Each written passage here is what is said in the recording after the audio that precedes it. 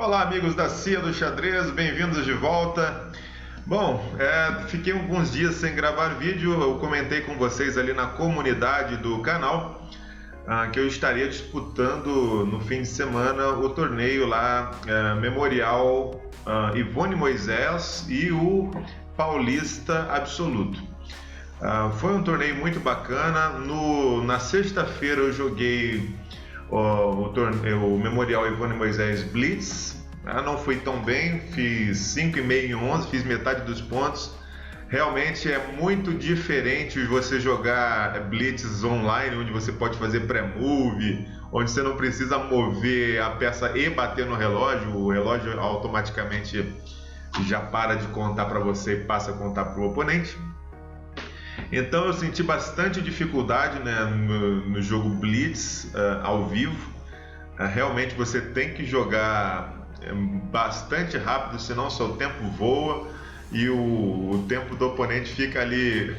Algumas partidas eu estava com menos de 1 minuto e meu oponente tinha 3 minutos e 50. Então, bom, foi uma experiência interessante, né? Volta para os torneios Blitz aí. E sim, no sábado e domingo teve as partidas, então, no nível clássico, né, o controle de tempo clássico, 40 minutos para cada jogador, com mais 30 segundos de acréscimo a cada jogada. E foi muito legal. Eu estou querendo esse ano jogar mais torneios. Não tem como você evoluir sem jogar torneios. Você tem que realmente testar aí o seu treinamento de alguma forma. Tem que passar lá, passar nos torneios e mostrar aquilo que você está aprendendo aí na parte teórica. E foi muito legal, então, foi uma experiência muito bacana. Conheci ali muitos jogadores, revi alguns outros jogadores que eu já conhecia. Com relação ao controle de tempo, né? 40 minutos mais 30, eu apurei no tempo em quase todas as partidas. Acho que teve uma partida só que eu não apurei no tempo. Todas as outras eu fiquei apurado no tempo. Isso é realmente uma falta de prática de torneio, uma falta de realmente dosar o tempo. Então eu preciso rever isso para os próximos torneios, para não ficar passando o teste de cardíaco que eu passei nesse torneio aí do Paulista Absoluto. Bom, eu quero então, a partir de hoje, né, durante toda essa semana, talvez, foram 5 partidas clássicas, então eu quero fazer as 5 partidas clássicas que eu joguei aqui no canal e fazer aí de hoje, terça, né, até sábado. Sábado a gente termina então as minhas partidas no Paulista Absoluto, tá? Bom, primeira rodada, deixa eu contar a experiência, como foi, né, para vocês que me seguem aí no canal, que curtem o meu canal e a minha página no Facebook.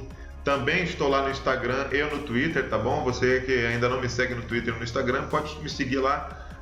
Nos torneios, quando eu vou disputar, eu tiro as fotos, coloco lá no Instagram, coloco no Facebook e Twitter, tá? Bom, vou passar para vocês então, meus seguidores aqui no canal, não só a parte técnica aqui da partida, mas as sensações que eu tive, né, a parte psicológica, como eu reagi, né, aos diferentes momentos da partida. Bom, o torneio começou então às 2 horas do sábado, na primeira rodada. No sábado seriam 3 rodadas, então é realmente bem desgastante você jogar 3 partidas pensadas num dia só, né? 3 partidas razoavelmente pensadas, né? Tem 40 minutos aí, então cada partida levava aí, com os acréscimos, cerca de 2 horas, então são 3 partidas aí de 2 horas num dia só.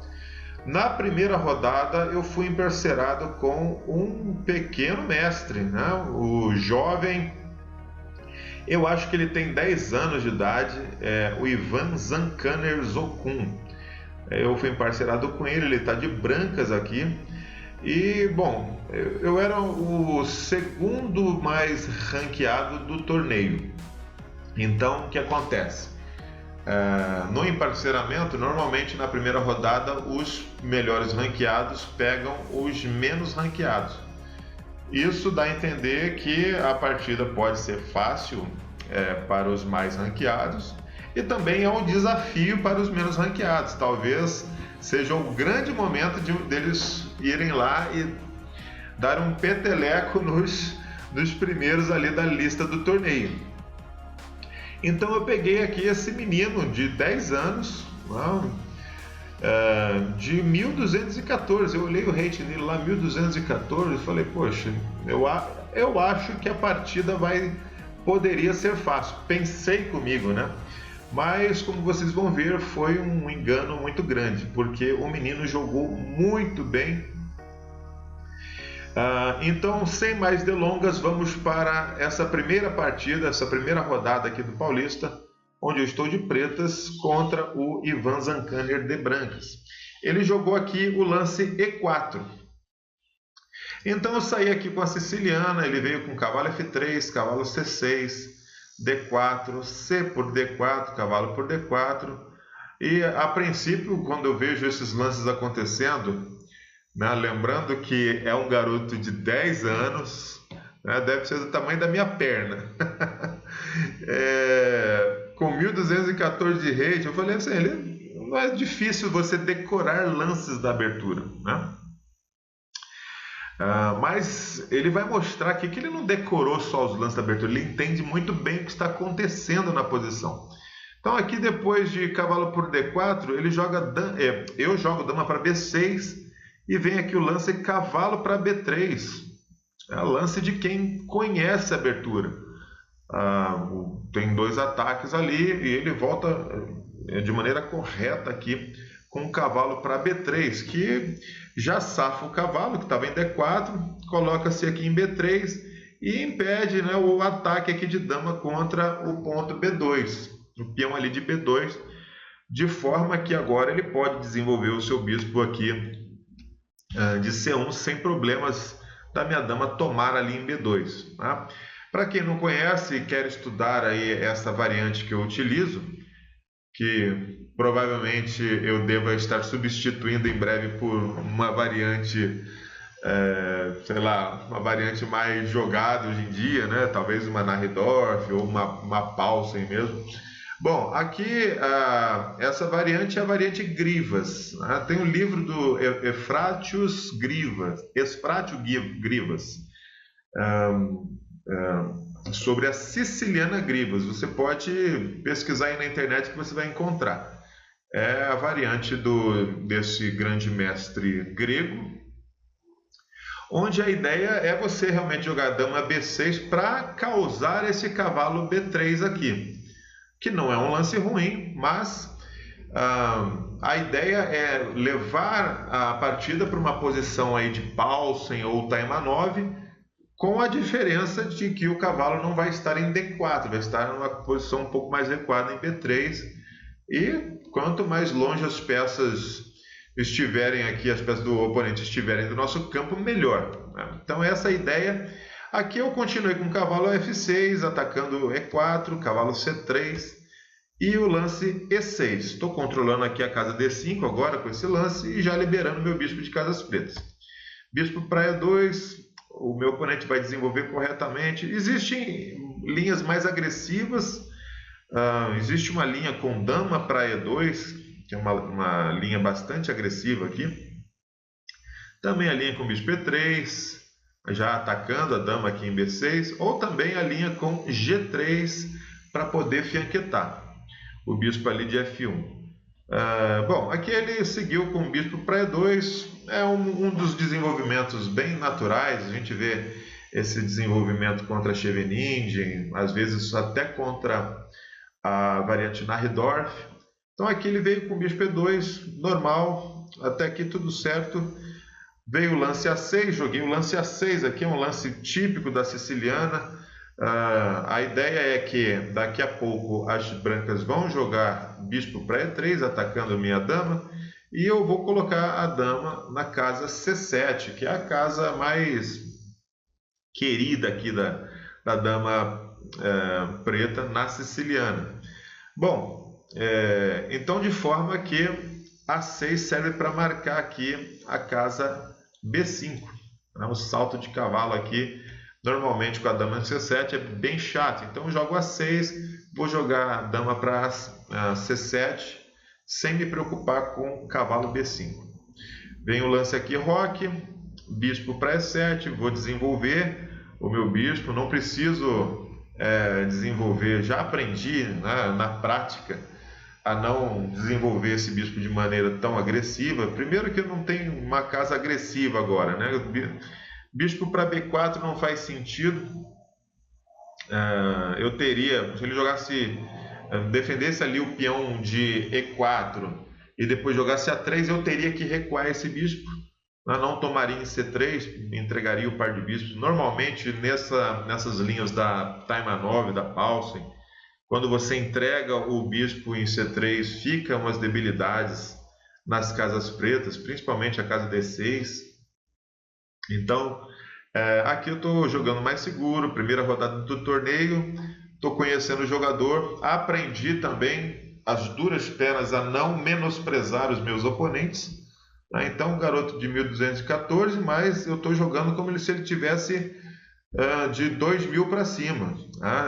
Não tem ninguém bobo nos torneios. A gente fica vendo aí as partidas dos colegas aí nos torneios, não tem ninguém bobo.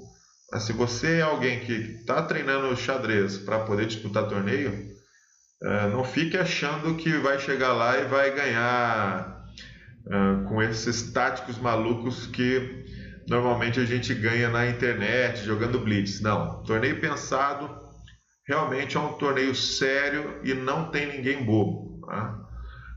Você piscou, como eu disse para uns colegas aí, você piscou, você perdeu. Então, aqui eu estou jogando com bastante cautela, bispo para E7 para poder fazer o roque. Vem o lance A3, é um lance seguro, evita aí alguns saltos. Talvez não fosse necessário aqui, talvez bispo E3 direto, já que o rei já rocou, esse A3 às vezes não é tão necessário. Já que o rei já rocou, poderia jogar aqui já sem perda de tempo, bispo para E3, seguido de F4. Jogou A3, joguei o roque, bispo para E3, dama para C7, e aqui o lance F4. F4, um avanço típico na siciliana, típico contra a variante Paulsen ou a variante Taimanov. Também na Redorf temos esse tipo de avanço. A ideia sempre ou a de romper aqui com F5, ou principalmente de jogar E5. E5 ameaçando aqui o cavalo de F6, que não tem muitas casas nessa posição. E, bom, uma das maneiras de você atacar o roque adversário é justamente atrapalhando esta formação de peões e tirando o cavalo daqui. Então, ou você vai atrapalhar essa formação, vai fazer com que o roque avance aqui um dos peões, H6 ou G6, ou vai tentar tirar esse cavalo aqui de F6. Tirando esse cavalo, o roque adversário fica um pouco mais vulnerável. Então, F4 serve para jogar E5, e é por isso que eu jogo aqui o lance D6 para controlar aqui a casa central, evitando esse tipo de avanço. Aqui o meu oponente joga um lance bem agressivo, típico de um jovem mestre atacante, que foi o lance G4. É um ataque típico que tem os seus prós e os seus contras. Os seus prós é que realmente está vindo aqui um G5 bastante ofensivo. É um mecanismo de ataque bastante típico contra essa formação siciliana, contra Scheveningen. A gente vê muito ataque. A gente tem uma partida famosíssima do Kasparov contra o Karpov, na verdade do Karpov de brancas contra o Kasparov, onde o Karpov lança esse ataque aqui na ala do rei, para poder tentar ganhar o ponto ali. O Kasparov fica ali se defendendo. É uma partida muito legal que eu vou trazer no canal. Essa partida merece, né? Ali pelo Mundial, tá? Então vem aqui G4 ameaçando G5. Bom, eu disse que tem os prós e os contras. Os prós é que o ataque fica bem agressivo aqui. Vem G5, tem a manobra de torre F3, H3, seguido de dama E1, H4, para poder ameaçar aqui o ponto H7. E às vezes também, depois de G5, tem o lance F5, sempre ameaçando algumas rupturas, ou em G6 ou em F6. Então é perigoso, né? Tem que tomar cuidado. E aqui eu fiquei raciocinando o que eu ia fazer. Fazia tempo que eu não estudava essa posição, então a gente fica tentando lembrar a melhor maneira, né, de jogar. Tem toda aquela pressão do torneio, primeira rodada, você querendo realmente vencer a partida, você quer jogar o melhor possível. Então aqui eu fiquei pensando no que fazer, tá? E joguei o lance B5. Joguei o lance B5. A ideia é tentar dar uma resposta no outro flanco. Também abrir uma casa para o bispo aqui em B7. Já que depois de G4, e aqui está um dos contras desse G4, a posição do rei fica um pouco exposta aqui em G1. Né? Essa diagonal, por exemplo, se ela se abrir, né? Então fica bem complicado aqui para defender essa diagonal, fica alguns perigos aqui para as brancas. Então a ideia de B5 era justamente visualizando esses lances, essas posições futuras, né? Com o bispo em B7, de repente jogando aqui um D5 para abrir a posição. Mas tem uma ressalva aqui, não é o melhor dos lances, tá? Jogar B5. Via de regra, normalmente contra esse ataque lateral, né, esse ataque no flanco, nós fazemos um contra-ataque central. Né? Há um ataque no flanco, você faz um contra-ataque central. E aqui poderia ter sido feito esse contra-ataque central, mesmo que com um sacrifício de peão, jogando aqui o lance D5, tá? D5, e acho que era melhor para as brancas continuar com E5. Se E por D5, talvez a gente pudesse continuar aqui com torre para D8, pregando e depois retomando. E vamos desenvolvendo as peças aí, pelo menos estamos dando uma resposta aqui no centro tranquilinho, né? Depois de D5, E5, a gente pode continuar aqui com o cavalo D7, e aí as brancas vão tentar apontar aqui suas armas para o meu roque, jogando bispo D3. Tem uma ideia aqui com B6 para jogar cavalo em C5.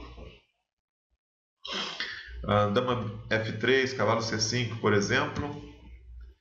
Cavalo D4, cavalo toma, bispo B7 e está dando para defender bem a posição aqui. F5 não é tão forte, não é tão assustador assim quanto parece. Depois de cavalo por D3, C por D3, bispo C5, e a gente vai trocar aqui as peças. Né? Dama F2, por exemplo, para levar a dama ali para D4, podemos jogar um F6 aqui batendo no centro. E as pretas estariam segurando bem a posição. Seria uma forma de contra-atacar esse ataque com G4. Bom, aqui eu joguei B5 e ele jogou o lance G5. Vem aqui o lance G5 batendo no meu cavalo. Eu tenho que jogar cavalo D7, o lance típico. Né? Vou jogar para D7, por que não para E8? Talvez vocês perguntem. Né? Bom, eu vi muitas partidas onde o cavalo realmente vai para D7 para justamente contrastar esse ataque aqui, né, de dama, E1, H4, torre F3, H3, jogando aqui torre E8 e deixando a casa F8 para o cavalo, para que ele possa defender aqui o ponto H7. Então essa é a ideia de cavalo D7, tá? Dama para E1, ele vai continuar o planinho dele. E aqui eu joguei o lance torre para E8. Torre para E8. A ideia é justamente essa que eu acabei de falar para vocês. Deixar a casa F8 aqui para o cavalo, para poder defender H7. E em seguida dar as respostas devidas aqui na ala da dama. Já que a dama jogou aqui para E1, né, fica esse ponto C2 aqui desprotegido, e eu vou aproveitar essa falta de proteção para fazer uma manobra típica aqui. Veio dama H4, B4, batendo no cavalo, depois de AB4, cavalo B4, ganhei um tempo atacando aqui C2. Veio torre de A para C1, e aqui bispo para B7 foi o lance. Talvez aqui o lance mais correto seria o interessante torre para B8. Né? Envolve uma ameaça tática, que é a ameaça cavalo por C2, né? Eliminando o defensor do cavalo de B3, né? Por isso torre B8. Mas aqui eu queria desenvolver minhas peças, bispo para B7, e veio o lance então F5.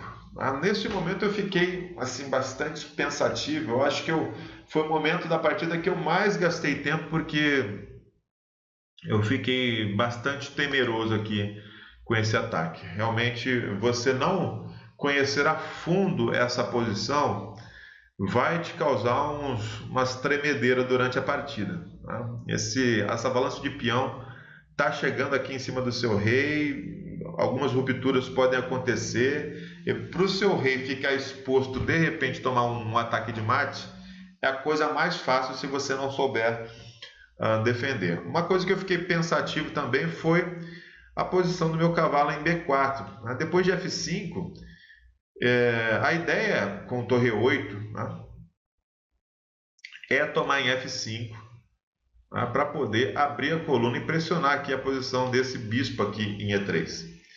Só que depois de F5, se eu tomo e ele toma de peão, o meu cavalo também fica sofrendo um ataque em B4. Então eu fiquei bastante pensativo aqui para poder resolver este problema. Então pesei na balança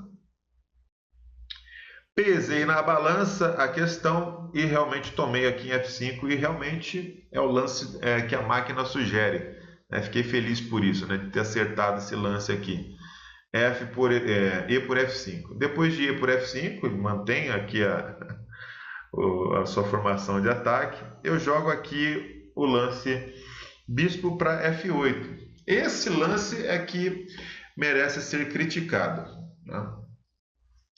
O lance mais correto aqui é bispo para D8. Aqui foi um lance que me ocorreu na partida. Bispo para D8 foi um lance que me ocorreu na partida.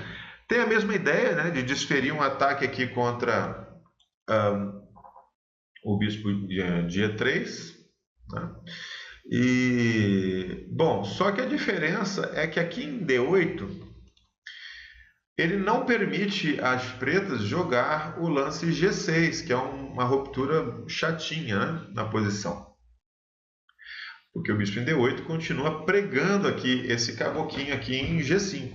Né? Então o bispo D8, além de pregar esse peão, né, abrir a passagem também para a torre, ele pode se incorporar ao jogo via B6.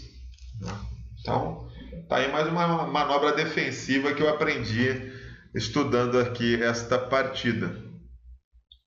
Então, por exemplo, bom, a torre está atacada ali.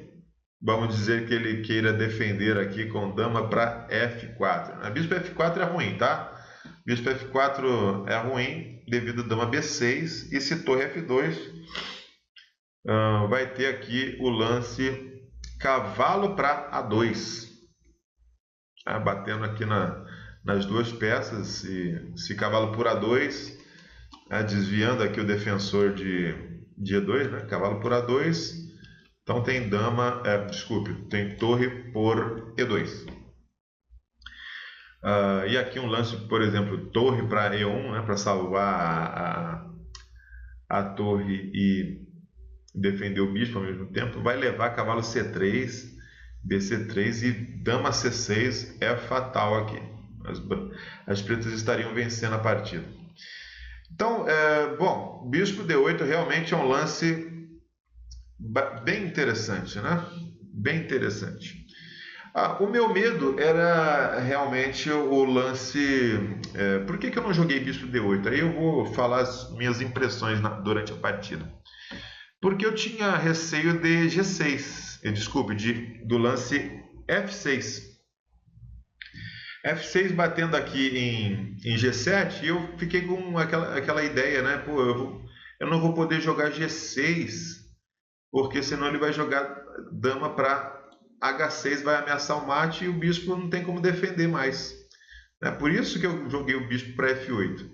Mas, por exemplo, se nessa posição ele joga aqui F6, vou colocar uma nova variante aqui. Não necessariamente nós precisamos tomar, né, este peão. A gente pode deixar esse peão quieto aí. E outra, F6 não é nem possível agora por causa de torre por E3, né? Mas se fosse possível, F6 não é necessário temer, porque você pode simplesmente deixar o oponente tomar aqui e o próprio peão aqui em G7, o peão branco, vai ser uma proteção para o rei. É uma das maneiras aí de defender a sua posição se tem uma avalanche de peão. Você deixa o oponente tomar o seu peão ali e o peão fica ali protegendo o seu rei. Não está fazendo nada, os outros peões estão intactos aqui. Dá para defender F7 e H7 e o rei dele está bem exposto, ou seja, você tem recursos à sua disposição para poder dar uma resposta ao oponente. Bom, mas eu joguei aqui bispo F8, né, e ele seguiu aqui com bispo para D2. Ele não quis jogar ali o lance, não quis tomar em B4, mas aqui ele tinha uma possibilidade interessante que era o lance G6. Deixa eu voltar aqui. O lance G6 e depois de HG6, FG6, FG6, não posso deixar os peões fazer a festa aqui, tem que manter o meu rei mais ou menos protegido, né? Teria aqui dama por B4, torre por E3, cavalo A5, ameaçando o bispo em B7, torre B8, dama C4, dama por, bispo por, cheque, D5, cavalo por, bispo por, e aqui rei para H7, era um jeito aí das brancas jogarem, estariam ok, né? Tá com uma estrutura de peões melhor, né? O jogo tá bem legal para as brancas aqui, embora eu acho que as pretas não teriam dificuldade de defender a posição. Bom, aqui o meu oponente jogou bispo para D2. Teve a ideia de salvar o seu bispo. Eu não sei qual realmente foi o raciocínio dele. Às vezes os jogadores mais novos, nós que somos mais ou menos experientes também cometemos esse tipo de coisa. A gente foca tanto na parte de alguns elementos gerais de estratégia, tipo manter o par de bispos e tal, que a gente acaba não fazendo os melhores lances. Então aqui bispo D2 é um lance passivo, né? Recua, dá tempo para as pretas pensarem no que fazer. Aqui eu joguei dama para B6.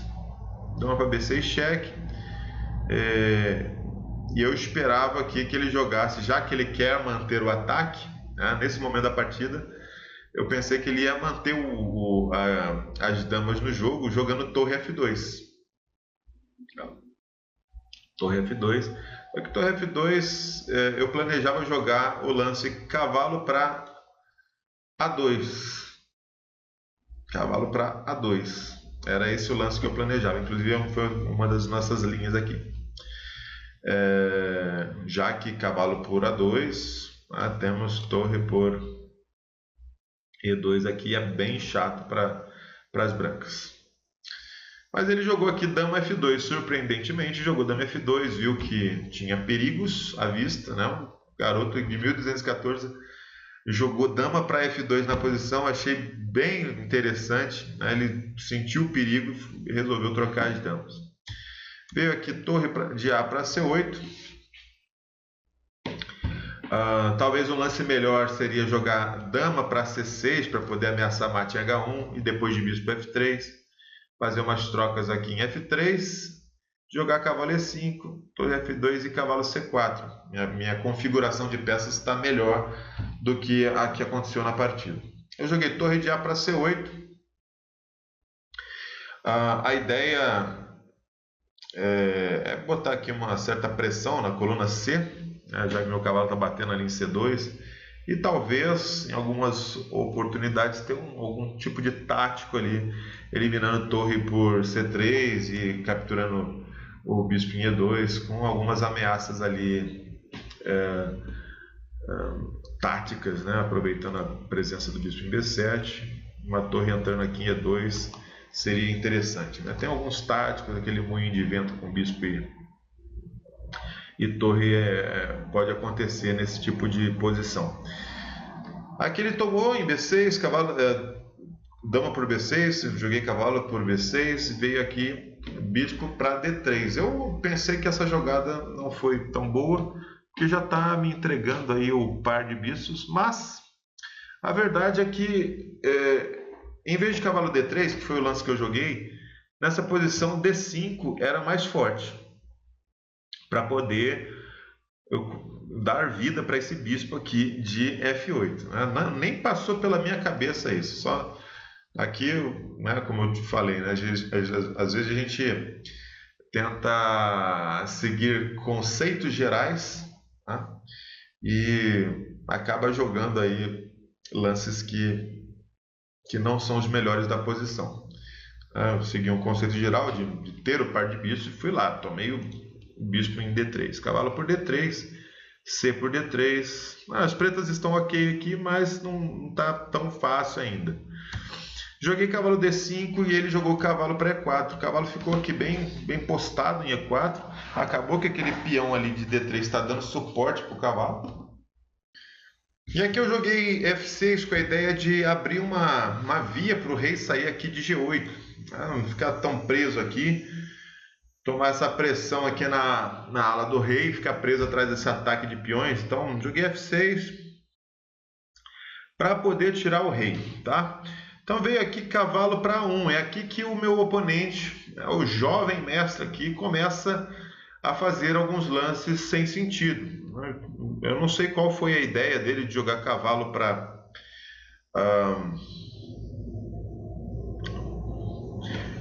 A1. Levar para D4 não faz sentido, porque ele poderia ir direto para D4. Então talvez aqui jogar cavalo C2, E3, não sei qual foi a ideia realmente do meu oponente aqui. Uma das dicas que eu dou aí para o pessoal novato é justamente não jogar o cavalo para uma casa no canto do tabuleiro ou na lateral do tabuleiro, onde o seu cavalo vai ter muito menos opções de jogo, né? Então, cavalo A1 é o primeiro erro, primeira imprecisão aqui do meu oponente, né? Vamos dizer assim. Vem aqui o lance F por G5, já eliminei ali o peão de G5, né? E aqui, deixa eu dar uma voltadinha no lance aqui para vocês verem, né? Em vez de, vamos propor aqui um lance diferente aqui para o oponente. Em vez de cavalo para A1, o lance H4 é o melhor lance, né, para dar suporte ali para G5, e eu acho que eu continuaria aqui com torre por C1, e se torre por C1, F por G5, HG5 e cavalo para B6, para dar uma pressão aqui no cavalo de E4, e se cavalo F2, podemos trocar aqui as torres, né? O jogo estaria bastante equilibrado. Vamos lá, cavalo para A1, joguei F por G5, bispo por G5, e aqui joguei o lance rei para F7. Ah, possivelmente aqui um lance melhor seria torre por C1 e se bispo por C1, cavalo B4, já tocando aqui em D3. Nem passou pela minha cabeça essa jogada, só queria sair com o meu rei pro meio do jogo, né? Já vai se aproximando no final, a gente quer colocar o rei numa posição um pouco mais ativa. Veio o lance bispo H4, dando espaço aqui para o cavalo talvez saltar para G5. Meio chatinha essa manobra, cavalo G5 para E6. Então eu joguei aqui o lance H6. Mais um fantasma aqui que talvez eu tenha visto na partida, né? Jogar H6 para evitar cavalo G5. Um lance mais interessante seria cavalo E3, batendo ali na torre. Tá? E aqui, vamos colocar aqui cavalo G5, né? Cavalo G5, rei G8. A torre está atacada, ele tem que resolver essa torre. Torre por C8, torre por C8. E aqui ele tem que achar uma casa para a torre. O cavalo está mal posicionado lá em A1. Teria que jogar aqui um torre para B1. Já que torre para E1, ameaçando o cavalo, tem cavalo G2 batendo lá no bispo e na torre. Então, realmente, cavalo E3 era um lance mais forte que me concederia vantagem. Bom, mas eu joguei H6, morrendo de medo de cavalo G5. Né? Durante a partida a gente fica ali com medo de certas coisas.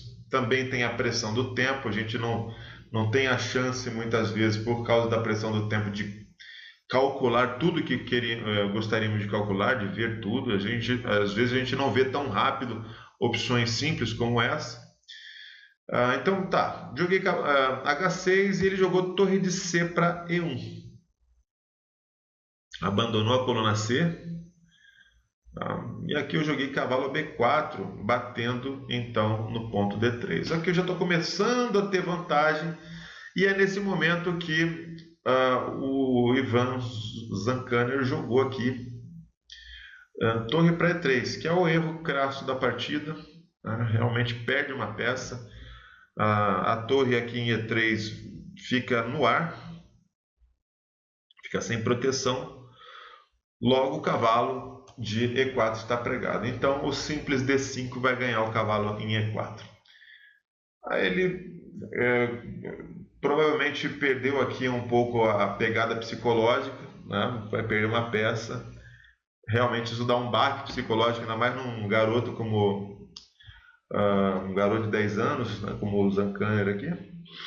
E ele jogou então o cavalo B3, D por E4, D por E4, torre por E4, torre por E4, bispo por E4 e aqui torre E1. Bispo D5 batendo ali no cavalo B3, jogou o cavalo para A1 de novo. E eu joguei aqui o lance cavalo D3. Um lance bem chato. Ele jogou torre para E2 e é um erro crasso que é punido com torre para C1. Abandonou ali o defensor, né, da oitava fileira. Torre para E1, veio bispo para E1. É obrigatório porque o rei também está bloqueado ali, tanto pelo bispo de D5 na casa G2, quanto pelo cavalo na casa F2. Então teve que proteger aqui. Eu fiz a tomada aqui com o cavalo. Lá se vai mais uma peça. Veio o rei para F2, bispo para C5, cheque. Rei para G3 e aqui torre por A1. Bom, aqui é uma questão de tempo, né? Uma questão de poucos lances para poder vencer. Ele ainda jogou alguns lances, torre para D2, ameaçando meu bispo, bispo C6, torre D8, joguei torre C1